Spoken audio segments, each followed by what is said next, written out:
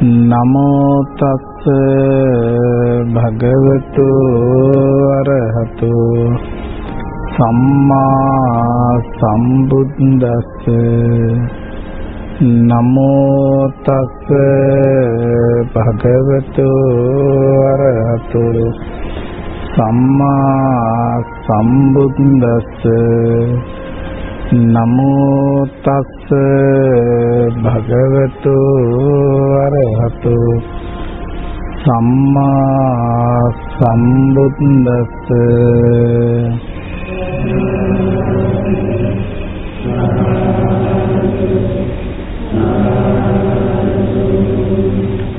ගෞරවනීය ස්වාමීන් වහන්සේලාගෙන්ද මෙහෙන් වහන්සේලාගෙන්ද අවසරයි. වාසනාවන්ත කාරුණික පින්වත්නි, අපි කවුරුත් මේ උත්සාහ දරන්නේ වෑයම් කරන්නේ අපි කාගේ සැනසීමක් බලාපොරොත්තු වෙන. ඒ සැනසීමක් කියන්නේ අපේ මේ උත්සාහයේ වීරිය තියෙන්නේ සතුටින් හොඳින් දුකක් කරදරයක් නැතිව නිදහස් මානසිකත්වයකින් ඉන්න පුළුවන් පසුබිමක් ගොඩනගා ගැනීම සඳහා. පින්වත්නි, නිදහස්ව ඉන්න නම්, සතුටින් සැනසීමෙන් ඉන්න නම් අපිට වෙනම වැඩපිළිවෙලක් තියෙනවා. ඒ බාහිර දේවල් වලින් නෙමෙයි අපිට සතුටෙන් සැනසීමෙන් ඉන්න වෙන්නේ, මානසිකත්වයේ තුලින් තමයි. එතකොට බාහිර දේවල් හේතු කොටගෙන ඒ බාහිර දේවල් තුලින් අපි සතුටක් වින්දොත්, සැනසීමක් ලැබුවොත්, ඒ බාහිර දෙය වෙනස් වෙනකොට, බාහිර දෙය විචල්්‍ය වෙනකොට අපිට සැනසීම අහිමි වේවි. අපිට සතුට අහිමි වේවි. නමුත් අපි මේ දක්වා කරගෙන ඉන්නේ බාහිර දෙයක් නිසා, බාහිර කෙනෙක් පුද්ගලයෙක් නිසා අපි සතුටු වෙනවා. අපි සතුටු වෙනවා ඒ සතුටු විය හැකි පුද්ගලයෝ සොයාගෙන යනවා. සතුටු විය හැකි, සතුට ලබන්න පුළුවන් මෙන්න මේ දේ කරාම කියලා බාහිර විවිධ දේවල් ක්‍රියාකාරකම් කරනවා. මේ දේ කරගත්තොත් සතුටක් ලැබෙයි, මේ දේ හිමි වුණොත් සතුටක් ලැබෙයි කියලා එවැනි දේවල් පසුපස එවැනි දේවල් සොයාගෙන යනවා. හැබැයි අපි එහෙම ගියාට පස්සේ අපිට සැනසීමක් ලැබෙයි කියලා, සතුටක් ලැබෙයි කියලා ඒ අපි සොයාගෙන ගිය පුජ්‍යලයෝ වෙනස් වෙනකොට, ඒ පුජ්‍යලයෝ අහිමි වෙනකොට අපිට සතුටත් වෙනස් වෙනවා. අපිට සතුටත් අහිමි වෙනවා. එතකොට එහෙමනම් අපි ඇත්තටම සැබෑම සතුටක් සොයාලා නෙමෙයි තියෙන්නේ. తాවකාලිකව වෙන කෙනෙක් මත, වෙන දෙයක් මත සතුටක් ලබලා තියෙන්නේ. එතකොට ඒ දේවල් විපරිණාම වෙන විට, ඒ දේවල් වෙනස් වෙන විට ඒ දේවල් අහිමි වෙන විට ඕන්න අපිට දුක ලැබෙනවා. එනි මහා හයියෙන් කෑග ගහ ඉන්නවා. අනේ යා නැති වුණා. එයා අපි දාලා ගියා කියලා කෑ ගහනවා. ඇයි? ඒගොල්ලෝ හිතුවේ එයා නිසා තමයි අපිට සතුට තියෙන්නේ. එයා තමයි අපිට සතුට ගෙන එන්න. ඒ දේ නිසා තමයි සතුට ලැබුණේ, ඒක අහිමි වුණා කියලා කියනවා. හැබැයි පින්වත්නි, ලෞතර බුදුරජාණන් වහන්සේ නම් කිසිම වෙලාවක බාහිර දෙයකින් ලබන සතුට ඔබට සනසිලිදායක විදිහේම සතුටක් ලැබෙනවා කියලා දේශනා කරන්නේ නැහැ. ඇයි? ඒ බාහිර දෙය වෙනස් වෙන විට ඔබේ සතුට වෙනස් වෙනවා. බාහිර දෙය නැති වෙන විට ඔබේ සතුට නැති වෙලා දුක ගෙන දෙනවා. එහෙම දෙයක් නෙමෙයි බුදුරජාණන් වහන්සේ දේශනා කරන්නේ. සතුටෙන්ම ඉන්න පුළුවන් වැඩපිළිවෙලක් තමයි උන්වහන්සේ දේශනා කරන්නේ. එතකොට සතුටෙන්ම ඉන්න පුළුවන් වැඩපිළිවෙලක් නම් ඒක බාහිර දෙයකින් ලැබෙන ආරක්ෂාවක් නෙමෙයි. ඒ සතුට බාහිරින් එන දෙයක් ලැබෙන එකක් නෙමෙයි. තමා තුළම සංසිඳවාගෙන තමා තුළම ලබන සතුටක් තියෙන්නේ. එතකොට එහෙනම් බාහිර දේවල් නිසා නෙමෙයි මේක රිමෝට් වෙන්නේ. දැන් බලන්නකෝ, ඔබ හරි සතුටෙන් දැන් ඉන්නවා සම්මතේ. ඉන්න අවස්ථාවේ ඔබට සතුට ගෙන එන්නේ බාහිර අයනේ. ඔබට සතුට ගෙන දෙන්නේ බාහිර දේවල්නේ. එහෙමනේ ඔබ හිතන් ඉන්නේ. එතකොට මෙන්න අර ඔබට සතුට ගෙන එන්න ඔබට මොකක් හරි වචනයක් කියනවා. දැන් මොකද? දැන් මෙන්න මූණ එල්ලගෙන ඉන්නවා. දැන් මෙන්න කඳුළු සලසලා ඉන්නවා. මොකද? මට සතුට ගෙන එන්න අනේ දැන් දුක ගෙන දෙනවා. ඔබට වෙලා නැද්ද එහෙම? ඇයි ඒ කියන්නේ අන්න බුද්ධ දේශනාවට පිටින් ගිහිලා සතුට ලබන්න ගියා. සැනසීම ලබන්න ගියා. එතකොටවත් හිතුවද එහෙනම් බාහිර අයගෙන් බාහිර දේවල් වලින් අපිට සතුටක් පවතින සතුටක් නොලැබෙනවා කියලා දැනුන්නේ නැද්ද? දැනෙන්නේ නැහැ. එතකොට බලන්නේ එහෙම කියන්න එපානේ, මට දුක හිතෙනවා, එහෙම නැතුව මෙහෙම කියන්න කියලා එයාට උපදෙස් දීලා එයා හදාගෙන ආයි සතුට ඉල්ලනවා. ලැබෙනවද? නෑ. මේ වෙනස් වෙන ලෝකය, ලුජ්ජති පලුජ්ජති, කැඩෙන බිඳෙන ලෝකය. ඉතින් මේ කැඩෙන බිඳෙන ලෝකය තුල නොබිඳෙන නොකැඩෙන සතුටක් කොහොම ලබන්නද? කොහොම ලබන්නද? ඒක සාමාන්‍යයෙන් ලබන්න බෑ. හැබැයි එහෙම බෑ කිව්වට අපි මේ ඔය කියන එක පිළිගන්නේ නෑ. මොකද අපිට සතුට ගෙන එන්නෙම මහත්තයා, නෝනා, දරුවෝ, අම්මා තාත්තා, දරුවන්ගේ දරුවෝ, ආන්නේ අය තමයි සතුට ගෙන දෙන්නේ කියලා තමයි හිතන් ඉන්නේ. හැබැයි එතකොට එහෙම කියලා හිතන් ඉඳලා දැන් දරුවෙක් ඔබට ඔබ කියන එක පිළිගන්නේ නැතුව වෙනත් උච්ච ස්වරයකින් වචනයක් කිව්වොත් ඕ නෙල්ලගත්ත මූණ. උන්ට මෙච්චර කරලත් මෙහෙමයි කිය උන් දැන් කරපු අතීතයම වමාරන්න පටන් ගන්නවා. එතකොට මොකද්ද? ඒ කියන්නේ අම්මට සතුට අහිමි වුණා.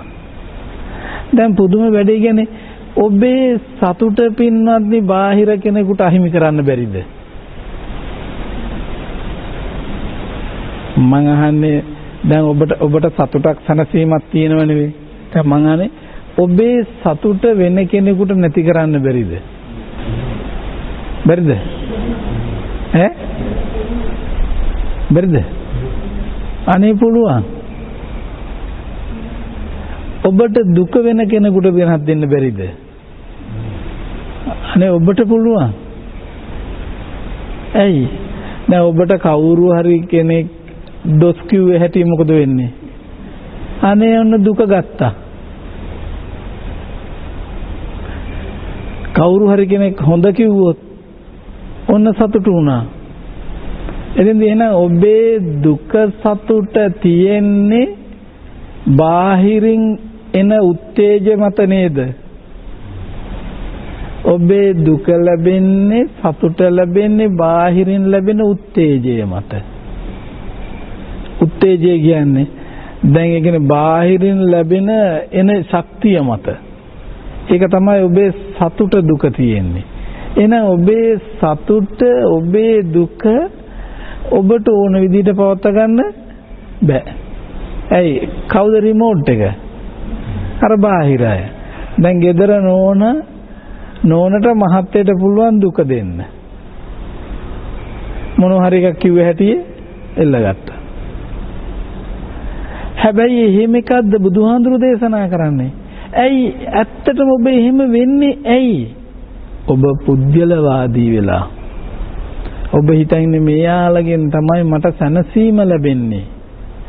මෙයාලා තමයි මට සතුටගෙන දෙන්නේ. මෙයාලා තමයි මට ආරක්ෂාවගෙන දෙන්නේ කියලා. මෙයාලා තමයි මට රැකවරණයගෙන දෙන්නේ. කියලා තමයි හිතාගෙන ඉන්නේ. ඇත්තට ඔබට යාලා රැකවරණයගෙන දෙනවද? ඔබේ මහත්තයා නෝන දරුවා අම්මා තාත්තා ඥාති හිතයිසින් ඔබට රැකවරණය ගෙනත් දෙනවද? දෙනවද නැද්ද? දෙනවනේ. ඔව්.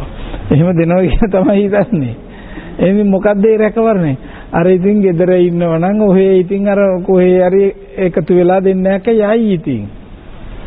ගියාද නැද්ද කියලා ටෙලිෆෝන් කෝල් එකකුත් දීලා විමසලා බලයි. එතකොට හිතන්නේ මොකක් කියලාද?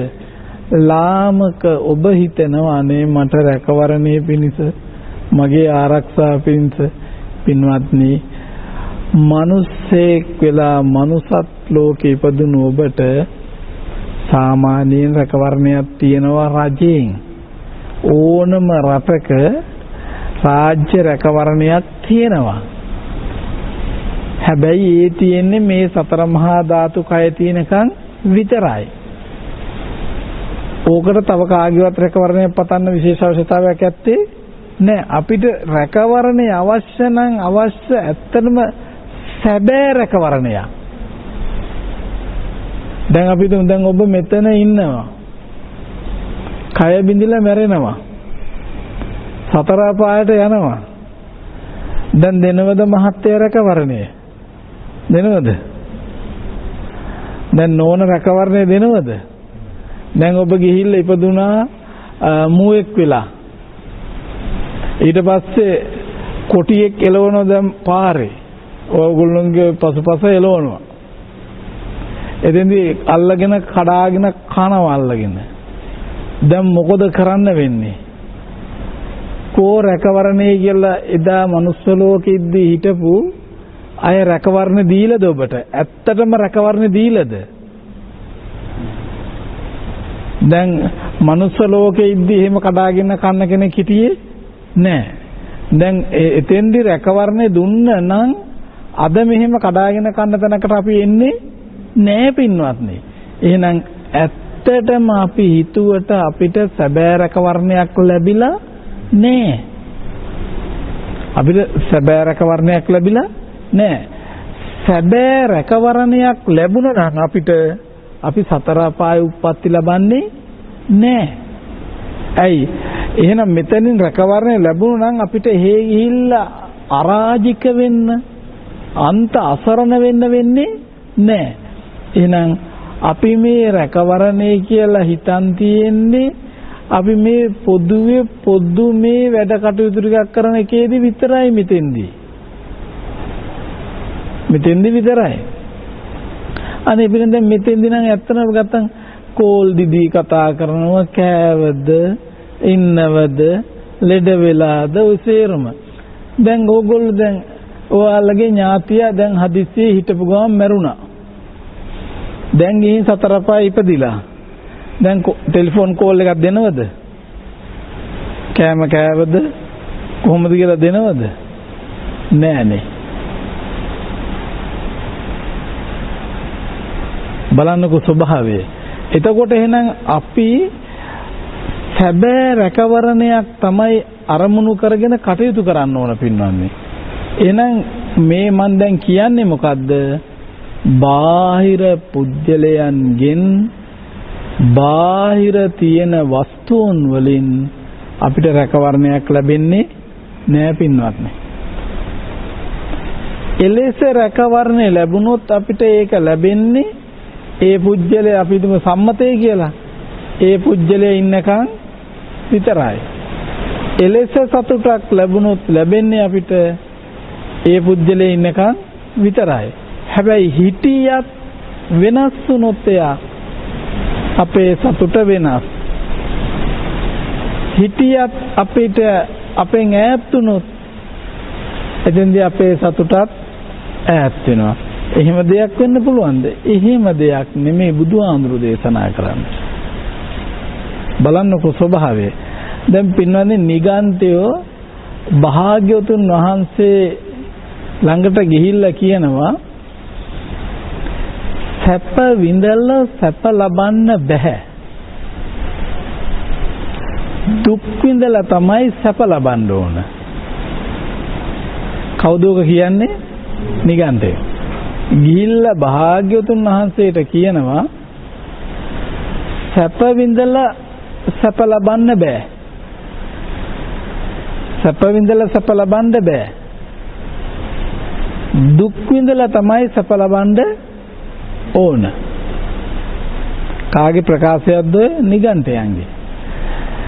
දැනට මේ අපේ අය බෞද්ධ කියන අය දැන් ওই නිගන්ඨ ප්‍රකාශ කරන අය නැද්ද? ඉන්නවා. සමහර අය කියන්නේ දුක් විඳලා තමයි සැප ලබන්න ඕන කියලා කියනවනේ. සාමාන්‍යයෙන් විවහාර සමහර අය කියන දුකක් විඳලා ඉපැයි ඉතින් සැපක් ලබන්න. එහෙම කියලා කියන. දැන් බලන්න කොච්චර පරස්පර උත්තරයක්ද කියලා. එහෙම ඒව සමාජගත වෙලා තියෙනවා. එතකොට බුදුරජාණන් වහන්සේ පිළිගන්නවද? නෑ. භාග්‍යවතුන් වහන්සේ පිළිගන්නේ නෑ. ඇයි? නිගන්ඨයෝ කියන්නේ මොකද්ද? සැප විඳලා සැප ලබන්න බෑ. දුක් විඳලා තමයි සැප ලබන්න ඕන. දුක විඳන් සැප ලැබෙනවලු, සැප විඳන් සැප ලබන්න බෑලු. හැබැයි බුදුරජාණන් වහන්සේගේ දේශනාව තුළ උන්වහන්සේ දේශනා කරන්නේ සැප විඳලා සැප ලබන්නත් බෑ. දුක් විඳලා සැප ලබන්නත් බෑ. දැන් මොකද කරන්නේ? සැප විඳලා සැප ලබන්නත් බෑ. දුක් විඳලා සැප ලබන්නත් බෑ. මොකද්ද කරන්නේ එහෙනම්? සැප විඳලත් සැප ලබන්න බැරි නම්, දුක් විඳලත් සැප ලබන්න බැරි නම් මොකද්ද කරන්න වෙන්නේ? කියන්න. මොකද? ඔව්, බුදුරජාන් වහන්සේ දේශනා කරන්නේ සැප විඳලා සැප ලබන්න නෙමෙයි, සැපෙන් අත මිදෙන්න. දුකෙන් අත මිදෙන්න. එතෙන්දි දුකෙන් දැන් සැපෙන් අත මිදෙනවා කියනකොට එයා ඒ බැඳුණු දැන් සැප ලබනවා කියනකොට ඕගොල්ලෝ සැප ලබන්නේ කොහොමද? යම් අරමුණකට බැඳිලානේ. දැන් සැප ලබනවා කියනකොටම ඕගොල්ලෝ අරමුණ බැඳිලා. දුක ලබනවා කියනකොටම එතන තියෙන්නේ ගැටීම.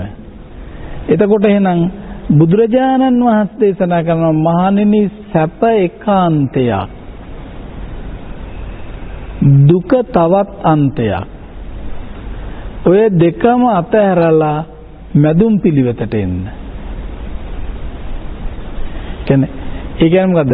සැප වේදනාව එකාන්තයක්, දුක් වේදනාව අනිත්‍යන්තයයි, උපේක්ඛා වේදනාව මැදයි.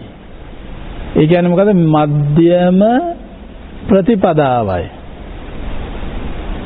ඉතින් මධ්‍යම ප්‍රතිපදාව එහෙනම් සැප විඳලා සැප ලබන්නත් බෑ. දුක විඳලා සැප ලබන්නත් බෑ. එහෙනම් සැප අන්තයක් කොට දැකලා ඉන් අත මිදෙන්න.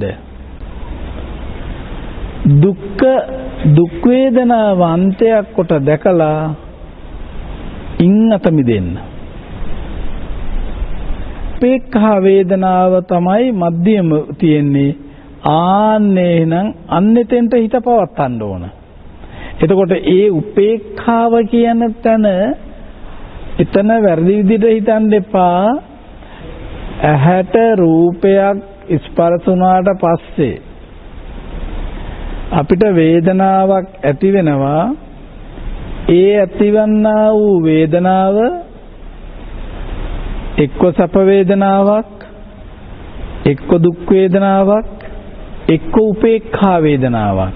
එතකොට ස්පර්ශය නිසා මේ වේදනාව ආකාර තුනයි. ඔය ආකාර තුන. ඒ ආකාර තුනේ තියෙන ඒ උපේක්ඛා වේදනාව නෙමෙයි මේ කියන උපේක්ඛාව.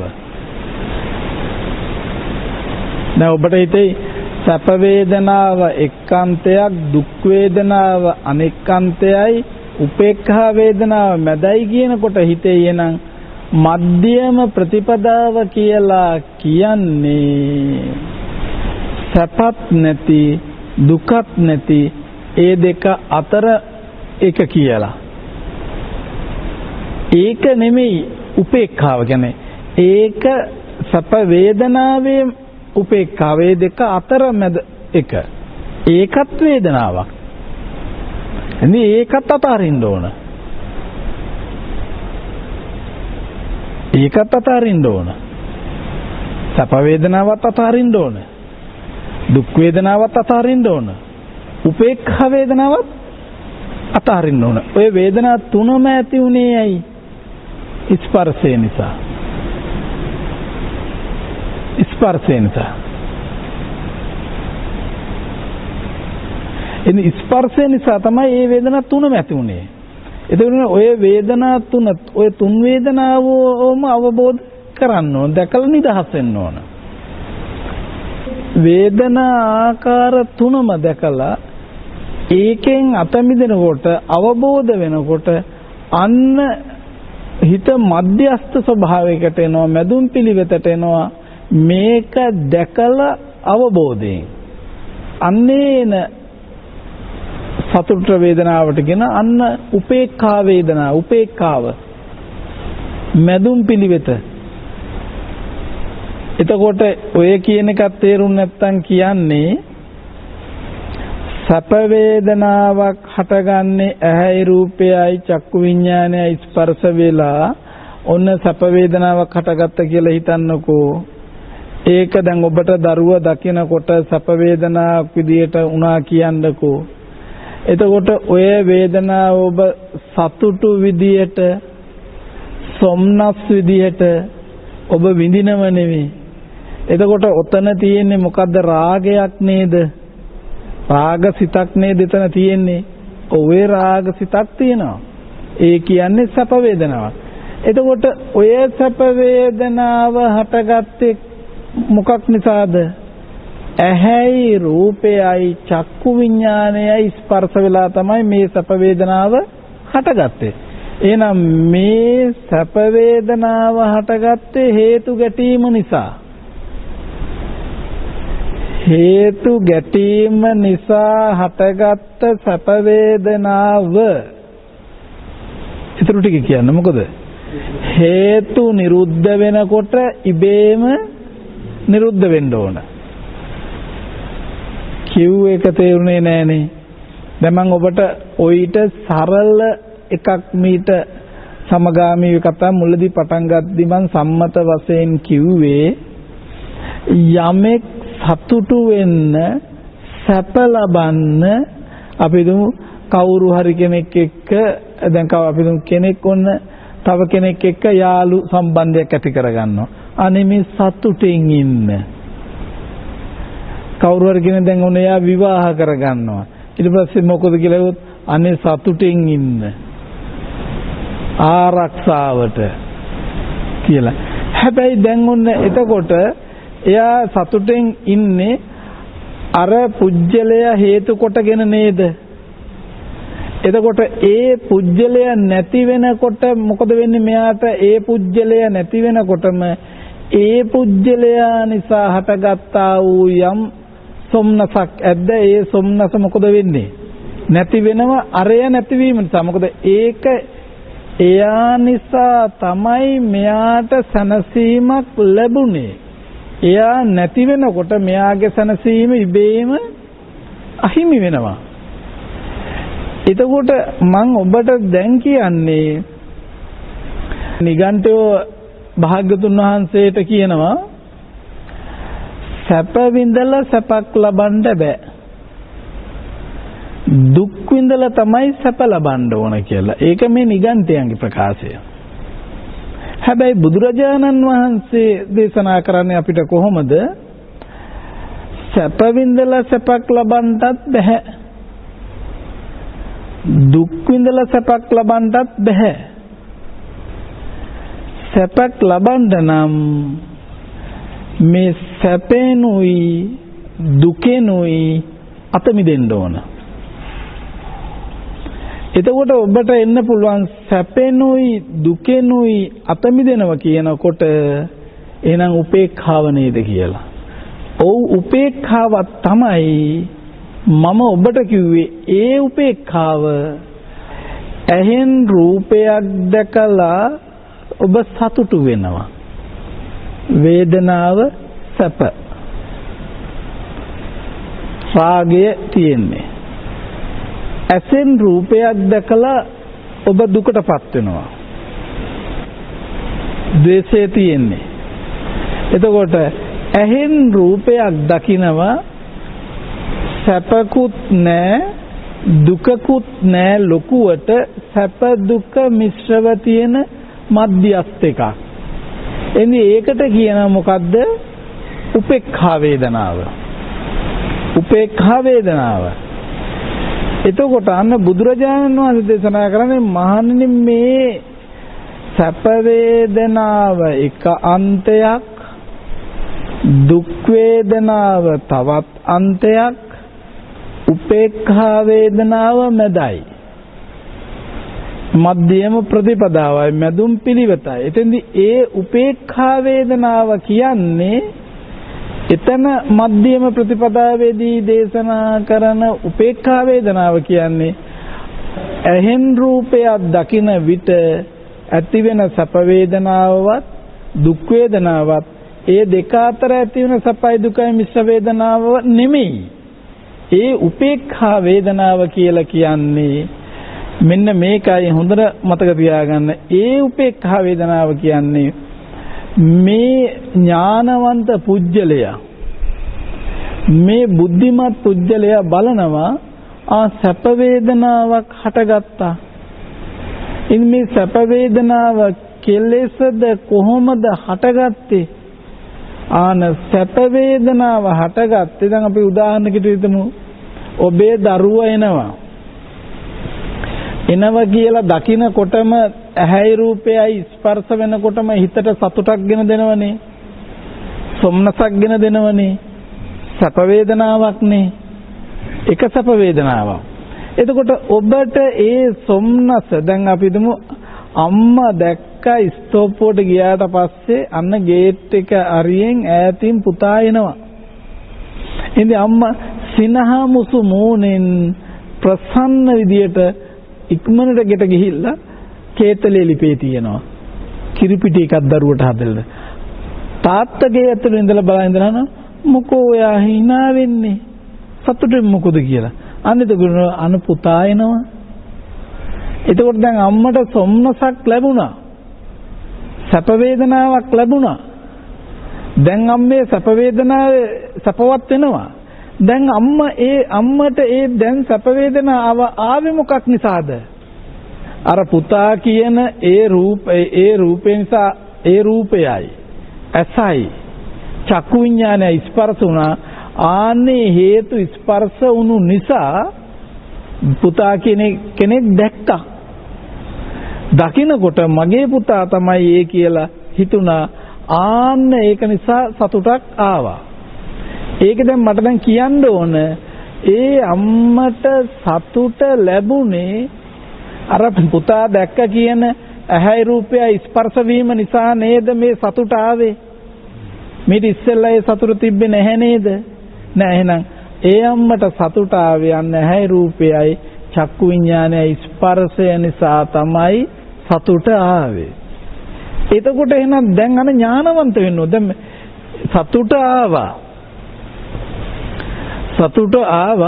දැන් එතකොට කවුරු හරි කෙනෙක් කියනවා දැන් අපි තාත්තා භාවනා කරන කෙනෙක්. තාත්තා ධර්මය අහන කෙනෙක්.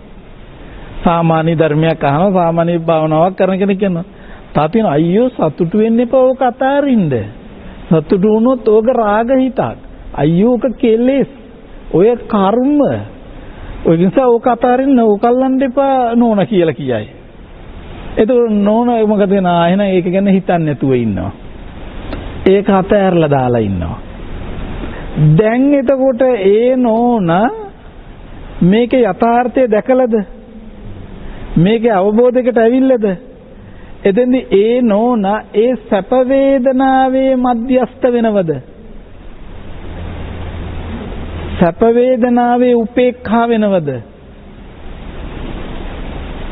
සැප වේදනාවේ මධ්‍යස්ත භාවයටපත් වෙනවද? නෑ. ඇයි එයා එහෙමපත් වෙන්නේ නෑ.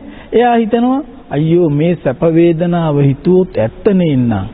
මේ සැප වේදනාව යට අනුසය ධර්මයේ රාගයයි. රාග හිතක් පවතින්නේ. කෙලෙස් ගොඩක් පවත්වන්නේ.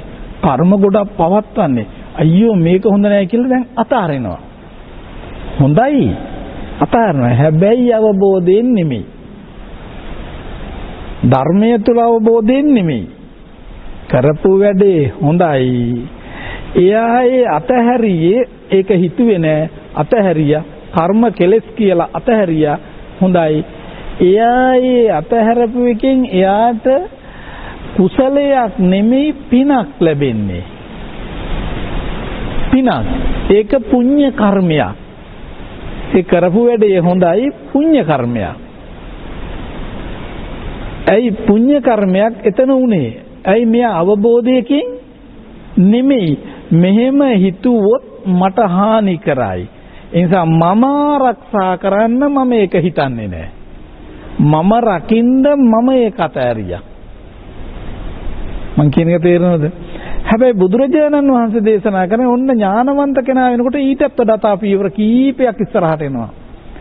එයා දැන් ඔහොම හිතන්න හොඳ නැහැ. රාග හිතක් එනවා. එහෙම අතාරින්න හොඳ නැහැ කියලා නෙමෙයි කියන්නේ.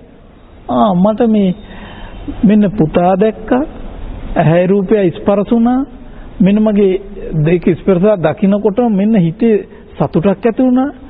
සැප වේදනාවක් ආවා. මේ සැප වේදනාව ඇති උනේ ඇහැයි පුතාගේ රූපයයි චක්කු විඥානයයි ස්පර්ශ වුණු නිසා. ඒ තුන් දෙනාගේ ස්පර්ශය නිසා ඒ කියන හේතු නිසා මට සැප වේදනාවක් ඇති වුණා. ඔන්න එයා දකින ඥානවන්ත සුභයි. මේ හේතු ගැටුණු කල්හි සැප වේදනාව හටගත්තා. එහෙනම් ඔක අනිත් පැත්ත මොකද්ද? ඒ හේතු නිරුද්ධ වෙන කල්හි සැප වේදනාව නිරුද්ධ වෙනවා. එතකොට එනම් මේ මට තියෙනම වේදනාවක් නෙමෙයි මේක මේ. ඒ හේතු ස්පර්ශ වුණු නිසා වේදනාව හටගත්ත සැප වේදනාව. ඒ හේතු ධර්මය නිරුද්ධ වෙනකොට සැප වේදනාව නිරුද්ධ වෙනවා.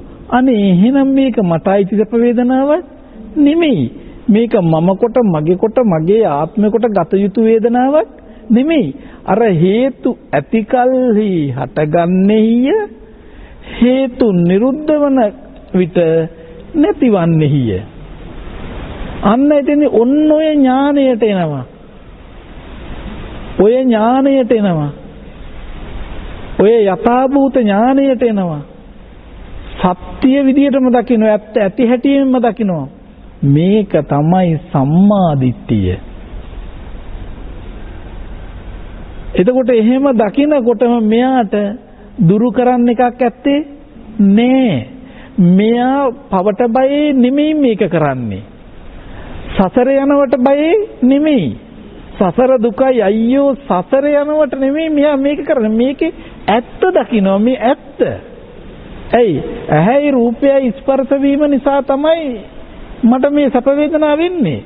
ඇහැයි රූපයයි ස්පර්ශ නිරුද්ධ හැටියෙන් මේ වේදනාව නිරුද්ධයි. දරුව දකින්න මත්තෙන් මට මෙහෙම වේදනාවක් තිබුණේ නෑ. එතෙන්දී එහෙනම් මේ හේතුව නිසා තමයි මේක හටගත්තේ. දැන් මම ඔබට කිව්වේ ඔබේ මහත්තයා ඔබට දකින්නකොට සතුටක් ගෙන දෙනවා නම් මහත්තයා අහිමි වෙනකොට දැකින විට සතුටක් ලැබෙනවා. අහිමි නැති වුණොත් ඒ සතුට අහිමි. මහත්තයා මැරලම ගියොත් ඒ සතුට ඉවරයි. එහෙනම් ඔබේ සතුට ආරක්ෂා වුණේ මහත්තයා මතයි, නෝනා මතයි, දරුවෝ මතයි, අම්මා තාත්තා මතයි. ඒ ටික වෙනස් වෙන විට ඔබේ සතුට වෙනස්. එහෙනම් ඔබ දකිනවා ඇත්තටම මගේ සතුට ගෙන දෙන්නෝ මේ. ඔබට නිකන් කියන්න පුළුවන් ගෙදරින් වලට කවුරු හරි යාළුවෙක් එනවා ගෙදරට. ආවට පස්සේ කියන්න පුළුවන් මගේ මේ සතුට ගෙන දෙන ටීම් එක තමයි මේ ඉන්නේ. මගේ සතුට ගෙන දෙන. හැබැයි මේ එකක් හරි නැති වුණොත් මට සතුට අහිමි වෙනවා. එහෙනම් එතනදී අර ආපු යාළුවටත් එනවා ඇත්තනේ ඉන්න. එහෙනම් මෙයාගේ සතුට ගෙන දෙන්නා ටික මේ ටිකයි. එහෙනම් මේව නැති වුණොත් මෙයාගේ සතුට නැතිවන්නේ හිය. බලන්නකෝ. මම කියන එක හොඳට දැන් බලන්න මම ඔබට තේරෙන විදිහට සරලවක විස්තර කරන්නේ. පුතා කියන රූපයයි ඇහැයි චක්කු විඥානයයි කියන හේතු ස්පර්ශ වුණොත් ඔබට සතුට ගෙන දෙන්නේ හිය. ඒ හේතු ස්පර්ශ වුණොත් සතුට ගෙන දෙන්නේ හිය. ඒ ස්පර්ශ වූ හේතු නිරුද්ධ වන්නේ හිනම් ඔබට සතුට අහිමි වන්නේ හිය. දැන් එතකොට ඔබ දකිනවා මේ හේතු ස්පර්ශය නිසා තමයි මේන්න මේක මේ හටගන්නේ. මේ සැප වේදනාවක් ඇති වුණා නම් ඒ සැප වේදනාව හටගත්තේ සැප වේදනාවට හේතු ධර්මය නිසා. ඒ හේතු ධර්මය නිරුද්ධ වෙනකොට සැප වේදනාව නිරුද්ධයි කියලා දකින විට ආන්න එයා උපේක්ඛාවටපත් වෙනවා, මධ්‍යම ප්‍රතිපදාවටපත් වෙනවා. එයා මැදුම් පිළිවෙලටපත් වෙනවා. එයා ආර්ය ශ්‍රාංග මාර්ගයට පිවිසෙනවා. ඇයි එතන යථාර්ථය දකිනවා ඒක එක්තරා සම්මා දිට්ඨියක්. ඇත්ත දකිනවා. ඉතින් ඒ වගේම තමයි යට එහෙනම් දැන් ඔන්න එයා දැන් සැප වේදනාවේ සැපවත් වෙන්නේ නැහැ. සැපේ උපාදාන කරගෙන වින්දනය කරන්න යන්නේ නැහැ. සැප වේදනාවෙන් අත මිදුණා. හැබැයි සැප වේදනාවෙන් අත මිදුණ මිසක් සැප වේදනාව ප්‍රතික්ෂේප කළාවත් අයියෝ මේක වින්දොත් මට හරේ යන්න වෙනවා කියලා බයටවත් නෙමෙයි. බයට නෙමෙයි. ඒ වෙන සිස්ටම් එක දැක්කා. ඒ දැක්කට පස්සේ ඉතින් ඔය එක එහෙම තමයි. උච්චරයි. එතකොට එහෙම කියලා දැකලා ඉන් අත මිදෙනවා, අවබෝධයෙන් අත මිදෙනවා. එතකොට ඔය වගේම තමයි ඔබට දැන් දුක් වේදනාවක් හටගත්තොත්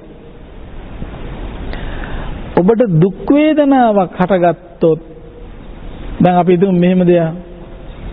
ඔබේ දරුවෙකුට කාට හරි කෙනෙකුට කවුරු හරි කෙනෙක් බනිනව දැක්ක කියනවා. දැන් ඔබ දකිනවා බනිනවා. දැන් ඔබ කැමති දෙයකට කැමති නැහැ. එතෙන්දි කැමති නැහැ. එනි බනිනව දැක්කා. දැන් දැක්ක හැටියේම ඇහැ රූපය ස්පර්ශුන හැටියේම හිතේ ගැටීමක් නැද්ද?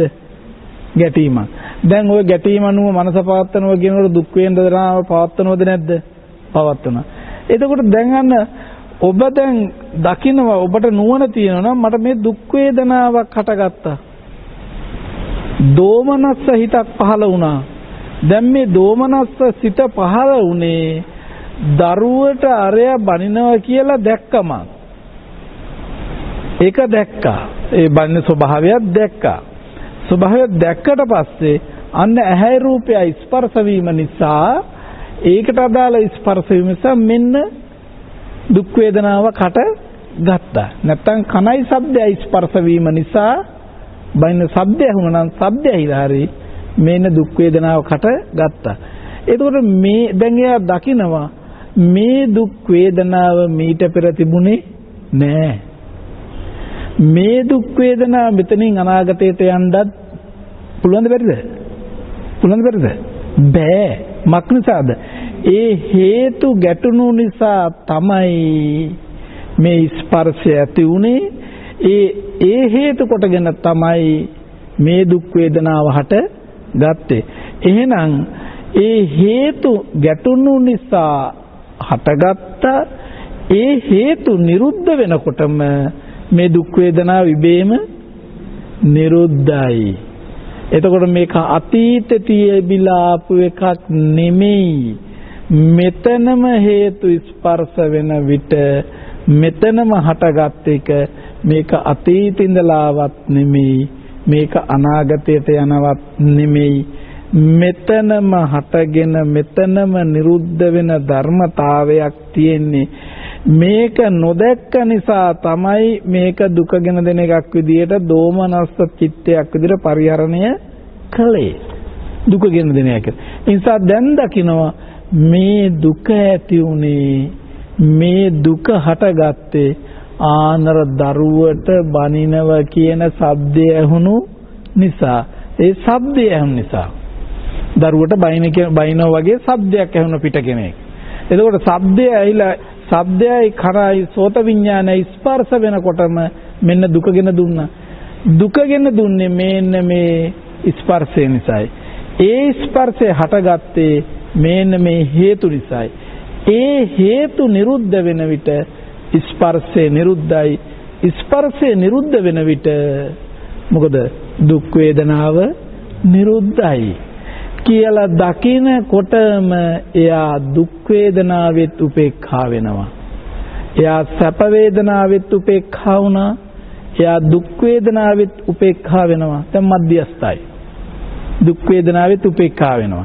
එහෙනම් දුකටපත් වෙන්නේ නෑ. ඇයිපත් වෙන්නේ නැත්තේ? අයියෝ එයා දන්නවා මේ හේතු ස්පර්ශ නිසා තමයි මේ හටගත්තේ. හේතු නිරුද්ධ වෙනකොට මේක නිරුද්ධ වෙන ධර්මතාවයෙන් යුක්ත දෙයක්. එතකොට එයාට අපි දැන් සැපත් නැහැ දුකක් නැහැ කෙනෙක් ඉතින් කතා කර කර ඉන්නවා. මධ්‍යස්ථයි. එතකොට එතන තියෙන උපේක්ඛා වේදනාවක්. එතකොට ඒ උපේක්ඛා වේදනාව හටගන්නේ හේතු ස්පර්ශ වෙන නිසා. ඒ හේතු නිරුද්ධ වෙනකොට ආන්න මේ උපේක්ඛාවත් නිරුද්ධ වෙනවා. එහෙනම් එතනත් මධ්‍යස්ථ වෙනවා. එහෙනම් උපේක්ඛා වේදනාවෙත් උපේක්ඛා වෙනවා. මධ්‍යස්ථයි. එහෙනම් සැප වේදනාව හටගත්තේ සැප වේදනාවට අදාළ හේතු ස්පර්ශ වීමෙන්. දුක් වේදනාව හටගත්තේ දුක් වේදනාවට අදාළ හේතු ස්පර්ශ වීමෙන්. උපේක්ඛා වේදනාව හටගත්තේ උපේක්ඛා වේදනාවට අදාළ හේතු ස්පර්ශ වීමෙන්. එහෙනම් මෙහෙම කියලා දකිනකොට එයා සැප වේදනාවේ උපේක්ඛා වෙනවා. එයා දුක් වේදනාව උපේක්ඛා වෙනවා. එයා උපේක්ඛා වේදනාව උපේක්ඛා වෙනවා. ඒ කියන්නේ එයා මධ්‍යස්ථ වෙනවා. එයා එහෙනම් මෙන්න උපේක්ඛාවටපත් වෙනවා. මධ්‍යම ප්‍රතිපදාවටපත් වෙනවා. ආර්ය ශ්‍රාංග මාර්ගයටපත් වෙනවා. මැදුම් පිළිවෙතටපත් වෙනවා. එයා මේ එහෙම මැදුම් පිළිවෙතටපත් වෙන්නේ කොහොමද? මේ යථාර්ථය දැකලා. යථාර්ථය දැකලා. එතකොට එහෙනම් දැන් මෙයා සැප වේදනාවේ සැපවත් වෙන්නේ නැහැ. මධ්‍යස්ථයි. මේ වෙන්නේ නැහැ කියන මේ කියන වචන ඉතින් සම්මතයේ කතා කරන්න වෙන වචන. මේ වචන වැරදි. සැප වේදනාවේ සැපවත් වෙන්නේ නැහැ කියන එකක් කියන්න බෑ. එහෙම මේ කියනකොට එතනත් පුජ්‍යල සංඥාවනේ. එතකොට මොකද අපි නැතුව එහෙම කියන්න භාෂාව කොහොම හසුරවන්නේ? කියන්න විදියක් නැහැ තම කෙනෙකුට. තමන් හිතනවා මිසක්. එතින්දී එහෙම දැන් මෙහෙම සැප වේදනාව හටගත්තේ මේ හේතු ධර්මයෝ කියලා දකිනකොටම එයා ඒ සැප වේදනාවේ මධ්‍යස්ත වෙනවා. ඒ වෙනව නෙමෙයි. ඒකේ හැටි එහෙමයි. ඒ කියන්නේ සැප වේදනාවේ එයා සැප විඳින්න සැපේ විඳින්න උපාදාන කරන්න යන්නේ නැහැ. මොකද මේ හේතු නිසානේ හටගත්තේ. ඒක නිරුද්ධ වෙනවා කියලා දකිනකොටම එයා සැප වේදනාවේ මධ්‍යස්තයි. මධ්‍යස්ත භාවයටපත් වුණා. මේ මානසිකත්වය තමයි මධ්‍යස්ත. එතෙන්දී එයා සැපේ සැපවත් වෙන්නේ නැහැ. අපිට කියන්නේ සැපේ සැපවත් වෙන්නේ නැහැ. එයා දුකේ දුකටපත් වෙන්නේ නැහැ. පත් වෙන්නේ නැහැ කියලා කියන්නේ සසරට යනකොට බයටවත් නෙමෙයි. ඒ ඇති වෙන හේතු දකින්න වෙයා දැකලා මේ හේතු නිසා මේක හටගන්නේ කියලා දැකලා එතන මධ්‍යස්ත වුණා. දැන් මධ්‍යස්ත වෙනව නෙමෙයි ඒක ඉබේ වෙනවා. ඒක දකිනකොට සිද්ධ වෙන ක්‍රියාදාමය. එතකොට එයා ඒක බරක් නැහැ. එතකොට එයා සැප වේදනාවෙත් සතුටින්. ඒ සැපේ සැපට ගියොත් නේ රාගය. එහෙම ගියොත් නේ කර්ම. එහෙම ගියොත් නේ කෙලෙස්. කෙලෙස් නිසා දුකයිනේ. අන්න දැන් එයා කෙලෙස් හදන එකෙන් අත මිදුණා. එයා සැපේ සැපවත් වෙන්නේ මධ්‍යස්ථයි. එයා දුකේදී දුකටපත් වෙන්නේ එයා මධ්‍යස්ථයි. දුකේදී දුකටපත් වුණොත් තමයි ද්වේෂය. එතකොට තමයි කර්ම. එතකොට තමයි කෙලෙස්. එතකොට තමයි දුක. ඒ නිසා මෙයා දුකේදී දුකටපත් වෙන්නේ ඒ දුක හට ගන්න හේතු දැකලා එතනින් අත මිදෙනවා. අත මිදෙනකොට මොකද්ද? එයා ද්වේෂයෙන් අත මිදුණා. අනිත් වචනේ කියනවා නම් සැපෙන් අත මිදුණ කියන්නේ එයා රාගයෙන් අත මිදුණා. එහෙනම් ද්වේෂයෙන් අත මිදුණ කියන්නේ එයා මොකද්ද? මධ්‍යස්ථයි සැපයටපත් වුණා. එහෙනම් එයා දුකෙත් සැපයටපත් වුණා. බලන්නකෝ. ඇයි දුක හටගත්තේ හේතු නිසා. දුක හටගත්ත කියන්නේ ද්වේෂයයි. ද්වේෂය හටගත්ත කියන්නේ කර්මයි. කර්ම හටගත්ත කියන්නේ කෙලෙසුයි. කෙලෙස් කියන්නේ දුකයි. ඕක පවත්තනකොට නේ දුක එන්නේ. දැන් මෙයා මේක දැක්ක මට දුක් වේදනාවක් හටගත්තා. මේ හටගත්තේ මෙන්න මේ හේතු නිසා. එතකොට මෙයාගෙන් ද්වේෂය අත මිදෙනවා. ද්වේෂය අත මිදෙනකොට කර්ම නිරෝධ වෙනවා. කෙලෙස් ප්‍රහාණය වෙනවා. එතකොට දුක දුරු වෙනවා. දුකෙන් අත මිදෙනවා. දුකෙන් අත මිදෙනකොට එයා අන්න බලනකො දුක් වේදනාවේ සැපවත්. සැප වේදනාවේ සැපවත් වෙනවා. උපේක්ඛා වේදනාවේ සැපවත් වෙනවා. එදින එයා සැපයක් පරිහරණය කරනවා. සැපෙන් ඉන්නවා. ඉතින් සැපෙන් ඉන්නවා කියලා කියන්නේ රාග සහිත සැපක් නෙමෙයි, බැඳිච්ච එකක් නෙමෙයි මේ කියන්නේ. ඒ කියන්නේ බැඳුණු අරමුණෙන් නිදහස් වීම, ගැටුණු අරමුණෙන් නිදහස් වීම කියන්නේ ඒ නිදහස් මානසිකත්වය නිසා එයාට ලැබෙන සතුට, එයාට ලැබෙන සැප. හැබැයි ඒ සැප බැඳිච්ච එකක් නෙමෙයි. ඒක විරාගී වෙන එක. විරාගී සැප. රාගී එකක් නෙමෙයි.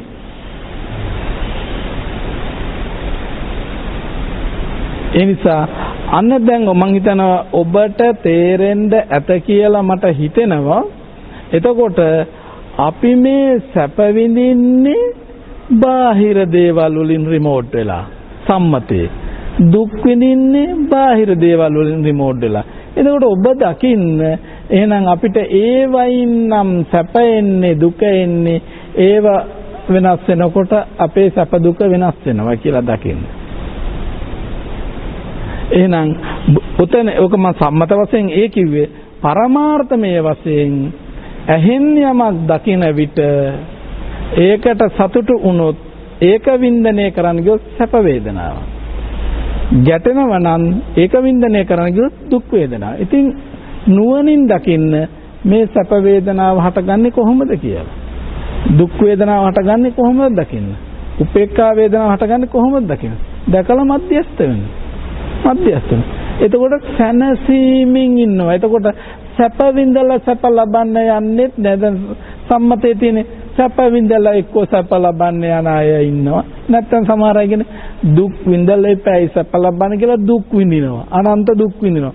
බෝසතාණන් වහන්සේ අනන්ත මේ ශරීරයට දුක් දුන්නනේ මේ සැප ලබන්න. අනන්ත සැපත් දුන්නනේ සැප ලබන්න. හැබැයි එකකින්වත් හිතන සැප ලැබුණේ නෑ. එහෙනම් ආන්නේකයි භාග්‍යවතුන් වහන්සේ කියන්නේ බෝසතාණන් වහන්සේ සම්බුද්ධත්වයට බාට පත් වුණාට පස්සේ මධ්‍යම ප්‍රතිපදාව තුළින් තමයි සදාතනික සැපයක් අපිට ලැබෙන්නේ. ඒ සැනසීමක් ඒ කියන්නේ නිවන. එහෙම ලැබෙන නිසා ඔබත් කල්පනා කරගන්න සැපවත්ව ඉන්න නම් ඒ කියන්නේ මේ සම්මත සැපයක් ගැන නෙමෙයි මම මේ කියන්නේ. ඒ කියන්නේ හිතේ අරමුණු වලින් නිදහස්ව සනසීමකින් සතුටකින් සැපෙන් ඉන්න නම් ඔබත් මේ ආයතනවල සිද්ධ වෙන මේ යථාර්ථය හිමින් දකින්ද කල්යාණ මිත්‍ර ඇසුරම තව දුරටත් ප්‍රායෝගික කරලා ඒ සැපය ලබලා සංසාර විමුක්තිය සාක්ෂාත් කරගන්න ශක්තිය ධෛර්යය ලැබේවා කියලා සාදුනා.